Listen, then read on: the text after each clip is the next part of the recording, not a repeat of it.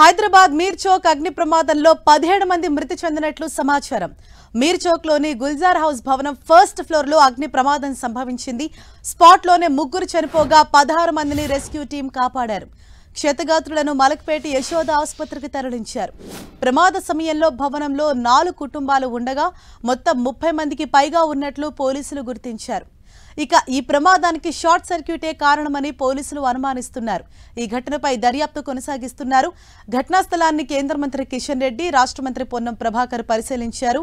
అలాగే హైడ్రా కమిషనర్ రంగనాథ్, అలాగే Hyderabad CP CV Anand, DGP, అలాగే అధికారులు సైతం ప్రమాద స్థలికి చేరుకుని ప్రమాద ఘటనకు సంబంధించి ఆరా తీశారు.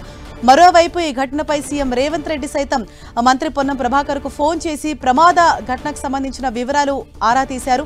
మరోవైపు క్షతగాత్రులకు మెరుగైన వైద్య చికిత్స అందించాలని సైతం సూచించడం జరిగింది. హైదరాబాద్ మీర్ చౌక్ అగ్ని ప్రమాదంలో 17 మంది మృతి చెందినట్టు సమాచారం అందుతోంది. తెల్లవారుజామున 6 గంటల ప్రాంతంలో ఒక్కసారిగా షార్ట్ సర్క్యూట్ కారణంగా భవనంలో మంటలు చెలరేగాయి. ఫస్ట్ ఫ్లోర్ లో మొత్తం 4 కుటుంబాలు అక్కడ నివసిస్తుండగా వారంతా కూడా గాఢ నిద్రలో ఉన్నారు. 6 గంటల సమయంలో ఒక్కసారిగా భారీ ఎత్తున అగ్ని కీలలన్నవి ఎగిసిపడ్డాయి. చుట్టూ కూడా దట్టమైన పొగ అలుముకుంది. కొంతమంది బయటికి రాలేక ఆ భవనంలోనే చిక్కుకుపోయారు. స్పాట్ లోనే ముగ్గురు మృతి చెందగా సమాచారం అందుకున్న వెంటనే అగ్నిమాపక సిబ్బంది సైతం అక్కడికి చేరుకున్నారు. ఒక 10 నిమిషాల వ్యవధిలోనే వారు స్పాట్ కి చేరుకుని రెస్క్యూ ఆపరేషన్ మొదలుపెట్టారు.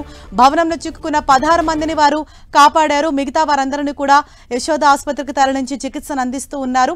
మరింత సమాచారం మా ప్రతినిధి కిరణ్ మనకు అందిస్తారు. కిరణ్, ఈ దుర్ఘటనకు సంబంధించి కూడా ప్రస్తుతానికైతే మృతుల సంఖ్య క్రమక్రమంగా పెరుగుతుంది చెప్పాల్సి ఉంటుంది. ప్రస్తుతానికైతే ఇటు స్థానిక మంత్రి చెప్పిన లెక్క చూసుకుంటే 12 మంది, కానీ ఎగ్జాక్ట్ గా కొద్దిసేపటి క్రితమే మృతుల సంఖ్య కూడా 17కు చేరుకున్నట్టుగా మనకు సమాచారం ఉంది. సుమారుగా అగ్ని ప్రమాదం చోటు చేసుకున్న భవనంలో సుమారుగా 30 మంది ఉన్నారు. 13 మందిని చాలా సురక్షితంగా అయితే స్థానిక సిబ్బంది రెస్క్యూ చేసి కాపాడారు. కానీ మిగతా 17 మందిని అయితే కాపాడలేని పరిస్థితి కనిపిస్తుంది. స్పాట్ లో 4 చనిపోయారు. ఇక మిగతా ఎవరైతే ఉంటారో 13 మంది వారికి సంబంధించి కూడా వివిధ హాస్పిటల్కి తరలించేందుకు మార్గం మధ్యలో చనిపోయినట్టుగా తెలిసింది. ఇక ఈ రోజు హైదరాబాద్ లోని పాత బస్తీ గుల్జర్ హౌస్ లో చోటు చేసుకున్న ఘటనకు సంబంధించి కూడా ప్రధానమంత్రి మోదీ కూడా స్పందించడం జరిగింది. ఒక్కొక్కరికి 2,50,000 కూడా నష్టపరిహారం చెల్లించినట్టు కూడా కొద్దిసేపటి క్రితం ఒక ట్వీట్ చేయడం అయితే జరిగింది. కొద్దిసేపటి క్రితం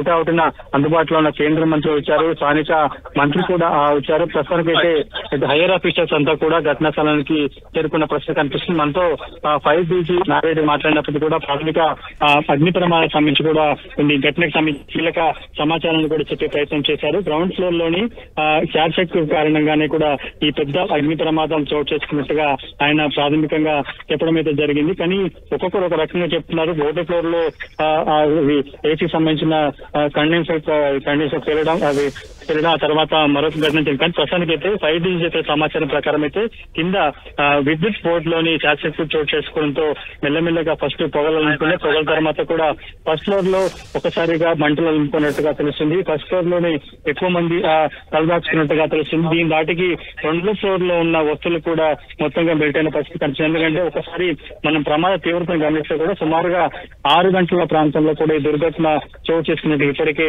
స్థానిక అధికారులు గుర్తించారు. ముందుగా గ్రౌండ్ ఫ్లోర్ లో ఉన్న విద్యుత్ షార్ట్ సర్క్యూట్ సంబంధించిన ఏదైతే బోర్డు ఉంటుందో విద్యుత్ సంబంధించిన దాంట్లో ప్రాథమికంగా అగ్ని ప్రమాదం చోటు చేసుకుని అక్కడి నుంచి కూడా మెల్లమెల్లగా ఒక్కసారిగా అగ్ని ప్రమాదం తీవ్రత కూడా పెరిగినట్టుగా ప్రస్తుతానికి అగ్ని ప్రమాదం సంబంధించిన సిబ్బంది కూడా చెప్పిన పరిస్థితి కనిపిస్తుంది. ముందుగా 8 మంది చనిపోయినట్టుగా చెప్పారు. కానీ ఆ తర్వాత స్మోక్ ఎక్కువగా ఉత్పన్నం అవడంతో కూడా ఊపిరాడక స్పృహ కోల్పోయి హాస్పిటల్కి చేర్చేలోపు కూడా చాలా మంది ప్రాణాలు వదిలినట్టుగా మనకైతే కొంత సమాచారం వచ్చిన పరిస్థితి కనిపిస్తుంది. కాబట్టి ఎగ్జాక్ట్ గా అఫీషియల్ సమాచారం అయితే కొద్దిసేపట్లో తెలిసే అవకాశం అయితే కనిపిస్తుంది. మనకు అందుతున్న సమాచారం ప్రకారం అయితే 17 మంది చనిపోయారు. 13 మంది కొంత మేజర్ మైనర్ ఇంజరీస్ తో కూడా వివిధ హాస్పిటల్లో చికిత్స పొందిన పరిస్థితి. ఒకసారి మనం ఎక్కడైతే అగ్ని ప్రమాదం చోటు చేసుకుందో ఘటనా స్థలాన్ని కూడా మనం పరిశీలిస్తే చాలా కంజెస్టెడ్ ఏరియా ఉంది.